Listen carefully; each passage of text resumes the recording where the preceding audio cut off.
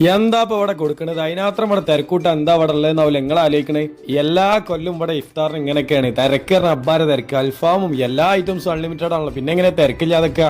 തിന്നണോലിക്കുള്ളതാ വെല്ലുവിളിയാണ്. എല്ലാ ഐറ്റംസും അൺലിമിറ്റഡ്. അൽഫാം ആയിക്കോട്ടെ, എല്ലാ ഐറ്റംസും അൺലിമിറ്റഡ്. 299 റുപ്യക്ക്. കഴിഞ്ഞ കൊല്ലം മുന്നത്തെ കൊല്ലൊക്കെ ഇതേമാതിരി തന്നെ. ഇനി 4-5 ഐറ്റം ഫ്രൂട്ട്സും സ്നാക്സും ജ്യൂസും അതുപോലെ തന്നെ തരിക്കഞ്ഞും സൂപ്പും അതുപോലെ തന്നെ ബ്രെഡ്സ് ആയിട്ട് ചപ്പാത്തി, പത്തിരി, പൊറാട്ട, വെള്ളപ്പം, നൂൽപുട്ട്, എല്ലാ നെയ്ച്ചോറും, മന്തി റൈസും, അൽഫാമും, നെയ്ച്ചോറ് കാണുന്നുണ്ട് അടിപൊളി ചിക്കൻ കുറുമി. ഒരു കാര്യം ആദ്യം തന്നെ പറഞ്ഞുതരാം.